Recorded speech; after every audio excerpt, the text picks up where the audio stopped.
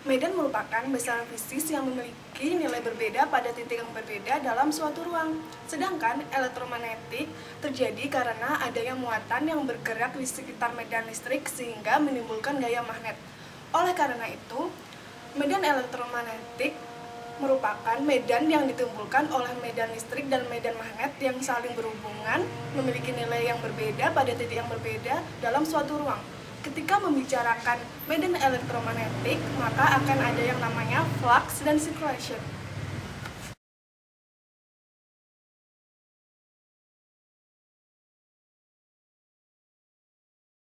Baiklah, sebelum kita meninjau persamaan pertama Maxwell, marilah kita tinjau ke hukum Coulomb. Menurut hukum Coulomb yang telah kita ketahui adalah sebagai berikut.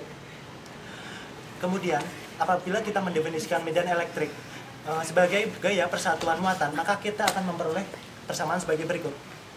Dan kemudian, marilah kita definisikan muatan sebagai integral dari rho dV, sehingga kita akan memperoleh besarnya potensial listrik. Kemudian mari kita tinjau ke hukum Gauss. Menurut hukum Gauss, integral dari muatan listrik yang keluar dari permukaan suatu volume adalah sebanding dengan muatan yang berada di dalamnya.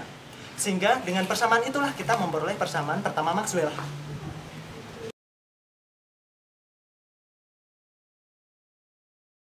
Persamaan Maxwell Rho E sama dengan minus dB per dt disebut juga sebagai hukum Faraday. Untuk mengamati sirkulasi E dalam suatu kurva S, kita amati partisi kecil seperti pada figur 3.10. Nah, sirkulasi E merupakan penjumlahan sirkulasi pada sumbu X dan juga pada sumbu Y. Tanda minus muncul karena integral dari E ds merupakan minus curl E pada sumbu Z. Nah, akan kita dapatkan dengan penurunan seperti di samping teorema Stokes. Kemudian, untuk mengamati B, maka kita amati figur 3.5. Akan kita dapatkan teorema Gauss. Nah, mari kita kembali ke chapter 1, equation 1, strip 7. Nah, mari kita kembali ke chapter 1, equation 1, strip 7, di mana circulation E around C sama dengan D per dt flux B drop S. Nah, ingat penurunan rumus berikut, bahwa tanda minus muncul karena pembalikan cross product dari E, sehingga akan kita dapatkan persamaan 3 Maxwell.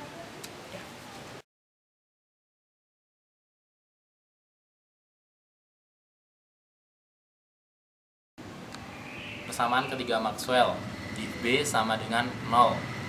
Ini maksudnya adalah flux medan magnet adalah 0.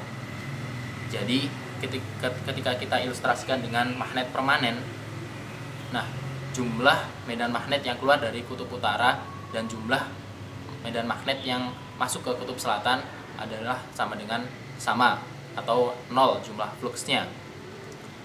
Di sini kita tidak akan bisa mendapatkan analogi yang sama antara muatan magnetik dan muatan elektrik. Jadi div B sama dengan 0 adalah valid sepanjang itu dalam closed surface, bukan open surface. Jadi div B valid di magnetostatik, di mana perubahan dari do E per do T sama dengan 0 maupun dalam sistem dinamiknya.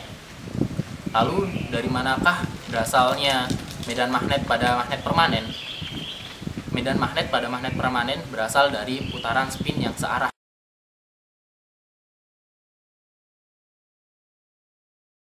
Persamaan keempat Maxwell menunjukkan bahwa curl B tidak hanya dipengaruhi oleh J per epsilon 0, tetapi juga dipengaruhi oleh do E per do T. Hal ini menarik untuk dibahas, sebab ada faktor koreksi yaitu do E per do T. Mari kita ingat kembali hukum kekekalan muatan.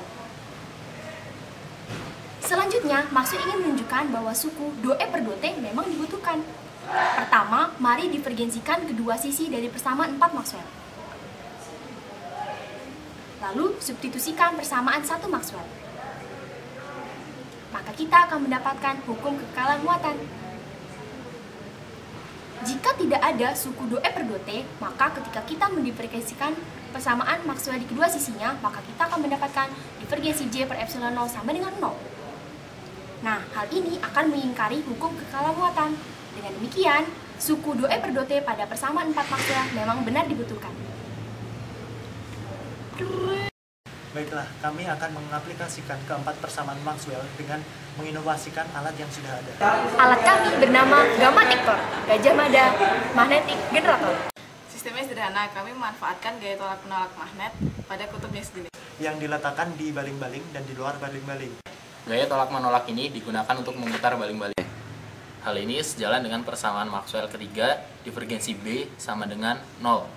Baling-baling akan memutar generator yang akan menghasilkan listrik.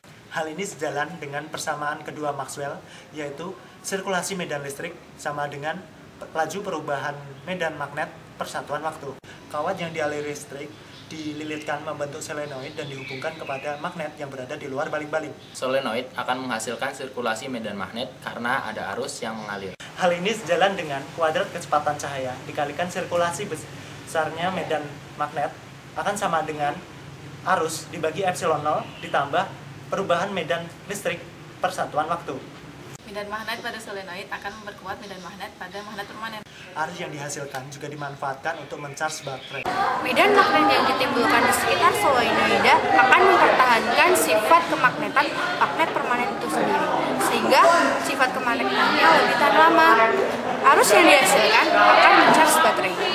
Sehingga kita mendapatkan sumber energi yang ramah lingkungan.